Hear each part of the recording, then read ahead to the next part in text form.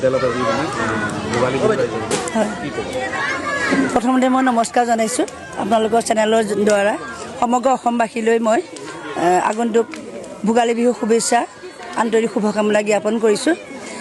আমাৰ বিদ্যালয়খন 125 বছৰ হ'ল 1900 চনতে স্থাপিত হোৱা, কিন্তু আজিলৈকে এই বিদ্যালয়ত এনেকুৱা ধৰণৰ কোনো অনুষ্ঠান হোৱা নাই।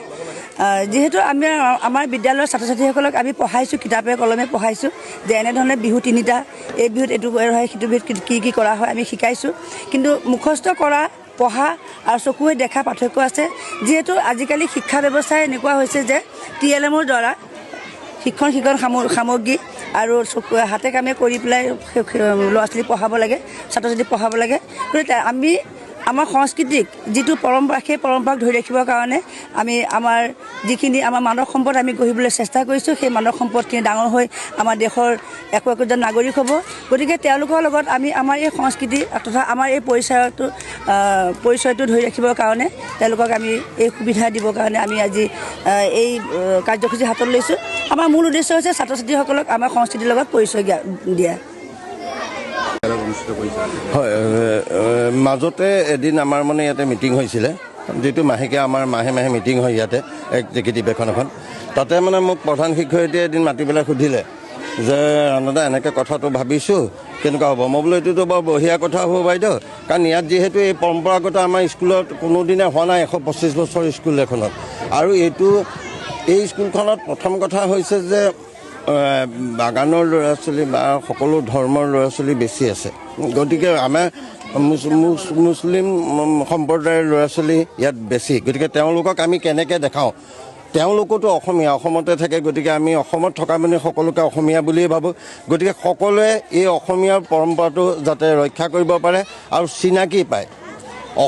মানে ভোগালী বিহুত কি বস্তু উলিয়াব লাগে, কেনেধৰণে ভোগালী বিহুটো উদযাপন কৰিব লাগে, সেই বিষয় লৈ যেতিয়া বাইদেৱে ক'লে, বাইদেউৰ লগত মই সহযোগ কৰিলোঁ।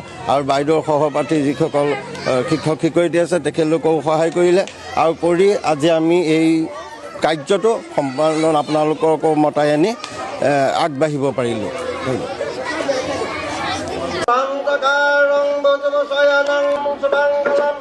লক্ষ্মী কান্তং কমলনয়নং পৃথিবী জ্ঞানগম্যং বন্দে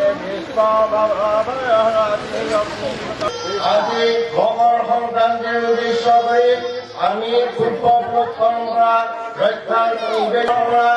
ৰক্ষা দেখাবৰ হেতুকে দুদিনীয়া আগতীয়া কৰি আমি আজি মেজি প্ৰদৰ্শন কৰিলোঁ। আৰু লগতে আমি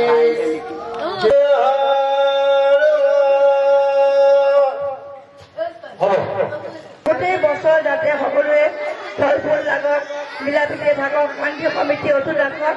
আৰু এই কামনাৰে আমি আজি মেজি তলত সকলো অনুৰোধ কৰিছোঁ, আপোনালোকে সকলোৱে এই সংস্কৃতি ধৰি ৰাখিবৰ কাৰণে চেষ্টা কৰিব।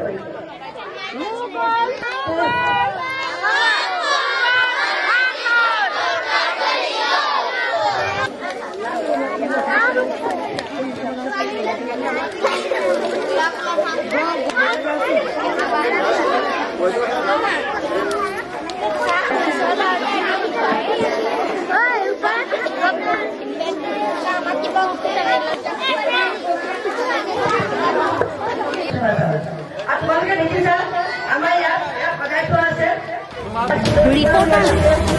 তাৰপিছত বালিকা